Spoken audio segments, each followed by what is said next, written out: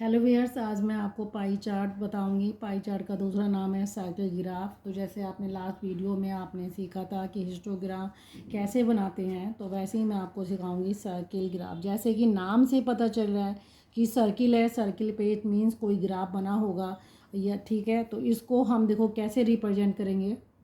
तो देखो, मैं सबसे पहले किसी भी रेडियस का, मेरे पास कोई वो नहीं है कि किसी भी रेडियस का मैं क्या करूँगी, एक सर्किल ड्रॉ करूँगी। ठीक है, थोड़ा सा ये मूव हो रहा है। अब ये आपने एक सर्किल को ड्रॉ कर दिया, किसी भी रेडियस का करेंगे आप। ओके, अब ये आप इसे सेंटर पे थोड़ा सा ज्वाइन कर लिएगा, ये रहा। ओके, अब देखो ये थोड़ा सा आपका सर्किल बन गया है। जस्ट मैं आपको ऐसे ही समझा रही हूँ।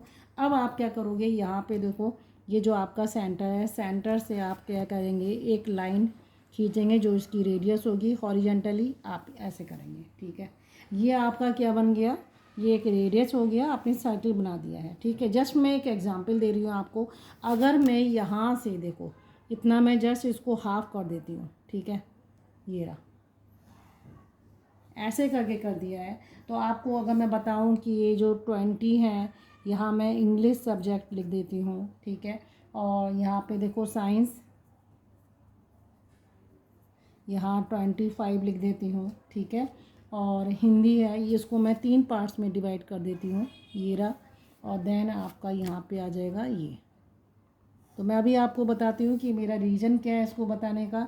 हिंदी है, हिंदी में आपके हैं, ये आपको जो मैं बता रही हूँ ये आपके 12 मार्क्स हैं, इंग्लिश में 20 मार्क्स हैं, साइंस में 25 हैं। ठीक है, और आपके मैथ्स में है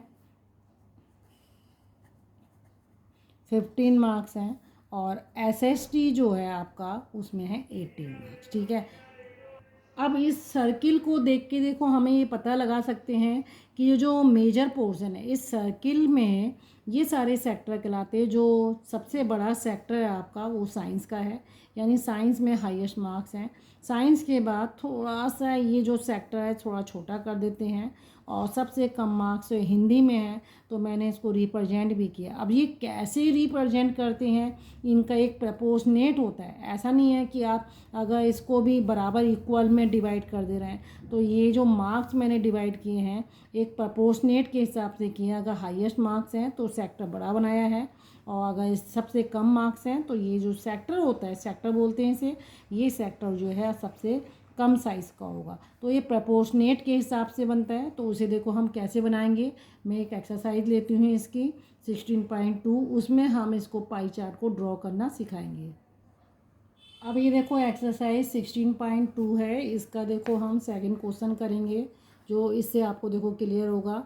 ये क्या दिया है आपको, ऑन ए पर्टिकुलर डे। ठीक है, और डिफरेंट आइटम्स हैं शॉप पर, उसकी जो डिफरेंट सेल है कि ब्रेड को मतलब इतनी सेल हुई है एक ही दिन में, केक को इतना दिया है, ये आपके सेल्स के प्राइस हैं। ठीक है, इतने रुपए में उसने बेचा है। तो ब्रेड 300 रुपये की बेची है, केक 80 रुपये का, ये एक दिन की है, और बिस्किट 120 का। इसको अगर उन्होंने कहा है कि आपको पाई चार्ट में ड्रॉ करना है, तो सबसे पहले देखो मुझे अपना डाटा जो है इस टेबुलर फॉर्म में से लेना पड़ेगा।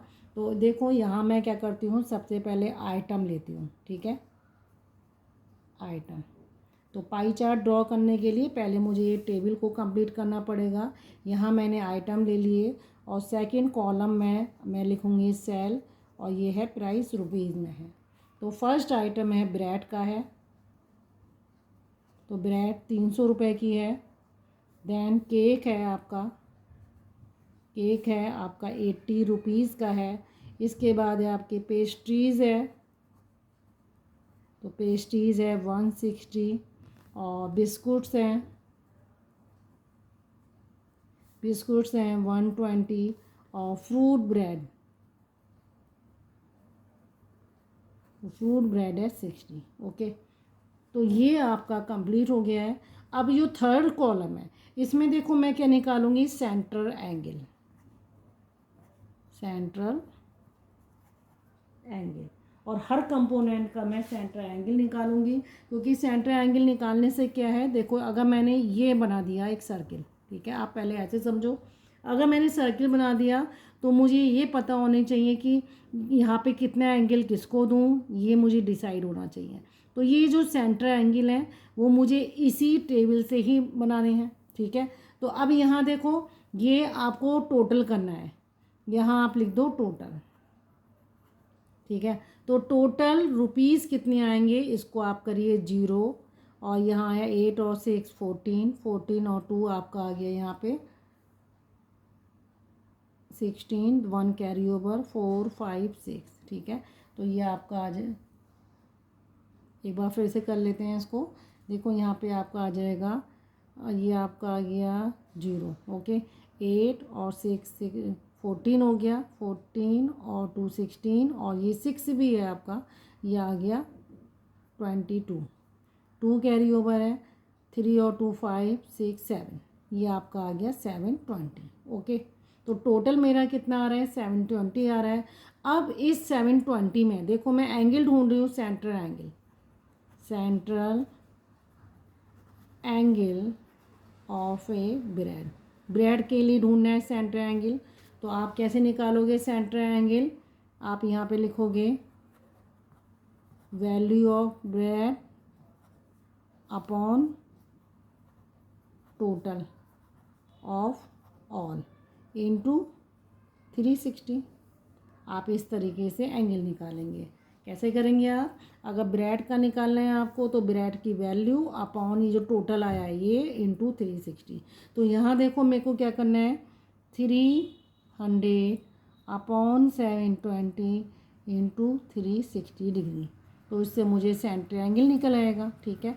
0 से 0 कटा, और ये आपका आ जाएगा, चलो इसी से भी काट सकते थे, ये आपका 2 आ जाता, ठीक है। अब मैं इसे काट देती हूँ, ये आपका आ गया 10 और ये आपका आ गया 2, ठीक है। और इसे आप कर देंगे 5, तो आपका आ जाएगा 150 डिग्री, ओके। देन आप ऐसे ही केक के लिए निकालेंगे। तो केक के लिए देखो मैं ऐसे ही कर देती हूँ, यहाँ पे भी लिख देती हूँ सेंट्रल एंगल ऑफ केक। तो केक की वैल्यू आपकी कितनी है 80 अपॉन टोटल हो जाएगा इनटू आपका आ जाएगा 360, क्योंकि सर्किल में ये जो आपका एंगल है हमें इसी को डिवाइड करना है 360 को, ठीक है। देन 360 आ गया, इससे करा आपने 2 आ गया, ठीक है। 0 से 0 कट जाता, और ये आपका आ जाएगा 40। तो आप ऐसे यहाँ लिख दिए, अलग से कैलकुलेशन कर लिए या यहीं पे कैलकुलेशन कर लिए। इसको आप करेंगे तो 160 अपॉन 720 इंटू 360, इसे काट देंगे, ये 2 आ जाएगा और ये आपका आ जाएगा 80, ठीक है। क्योंकि इस कंपोनेंट को करने पे 2 आ रहा है तो ये जस्ट हाफ हो जाएगा, ऐसे ही इसका कर देंगे तो ये आ जाएगा 60। इसको करेंगे तो ये 2 है तो ये आपका आ जाएगा 30 डिग्री। तो इस तरीके से आपको क्या करना है, ये सेंट्रल एंगल सारे निकालने हैं। मैं यहाँ पे कर देती हूँ सेंट्रल एंगल ऑफ पेस्ट्रीज। तो आपने कैसे करा 160 अपॉन 720 360। तो ये कंपोनेंट आपको डिवाइड करने पे 2 आ रहा है, जस्ट हाफ कर देंगे। ऐसे ही आप बिस्किट का निकालेंगे यहाँ पे, ऐसे ही आप फ्रूट ब्रेड का निकालेंगे, ठीक है। अब आप क्या करेंगे, एक सर्किल बनाएंगे, किसी भी रेडियस का सर्किल आप ड्रॉ करिए, ये रहा, ठीक है, किसी भी रेडियस का। लेकिन कोशिश करिएगा कि आपका सर्किल जो है कम से कम इतना बड़ा हो कि आपकी जो फिगर है, जो भी एंगल हैं वो आपके क्लियर रिप्रेजेंट हो जाए, ठीक है। ये रहा सर्किल। तो ये आपने सर्किल कर लिया। अब इस जो सेंटर पॉइंट है आपका, ठीक है, आपका जो सेंटर है उस पे एक हॉरिजेंटल रेडियस को रिप्रेजेंट कर दिए। ये रहा आपका सेंटर, यहाँ से एक लाइन आप ऐसे खींच दी हॉरिजेंटली, ओके। जस्ट इस सेंटर से आपने लाइन खींच दी है। अब ये देखो आपको जो एंगल दिया है यहाँ पे, यहाँ जो 150 का दिया है, तो आप सबसे पहले डी की हेल्प से इस पॉइंट पर आप ये डी रखिए, ठीक है। आप डी रखेंगे और जस्ट इस सेंटर पर रखने के बाद ये रहा, ओके। तो 150 कहाँ आएगा, ये आपका 0 हो गया। 150 आपका कहाँ पे आ रहा है, ये रहा, ठीक है। ये वाली लाइन अंदर से स्केल करेंगे, अंदर से 0 10, तो जो लाइन पे आ रहा है आपका 150 ही आएगा। इसको आप ज्वाइन कर दिए। अब इस पॉइंट को ज्वाइन मत करिए, इस पॉइंट से लेते हुए यहाँ पे आप जो सर्किल का ये सर्कमफ्रेंस होता है इससे ज्वाइन कर दिए, बाहर लेने की ज़रूरत नहीं है, क्योंकि मुझे सेंट्रल क्या करना है, सर्किल आपको ग्राफ दिखाना है। तो ये आपका कितना एंगल हो गया, 150 डिग्री। ओके, अब ये 150 डिग्री देखो आपका किस चीज़ के लिए है, ब्रेड के लिए है। तो आप यहाँ नीट एंड क्लीन आप यहाँ पे ब्रेड लिख दिए। केक के लिए कितना एंगल निकाला आपने, 40 डिग्री है। तो अब आप इसी से यहीं पे रखना है आपको, ठीक है। तो आप क्या करेंगे, इसको डी को इसी पॉइंट से, ये जो लाइन है आपकी, इस पॉइंट पर रखकर आप यहाँ पे मिला दिए, ये रहा, लाइन से लाइन मिलाइए। अब आप सोचेंगे 40 आपका कहाँ गया, ठीक है, जीरो ये रहा, अंदर से पढ़ेंगे लाइन के ऊपर जो जीरो रीड पढ़ेंगे आप, तो 0, 10, 20, 30, 40, इट मीन्स 40 आपका ये रहा। अब आप क्या करेंगे, इसको सेंटर से ज्वाइन करेंगे, ये रहा।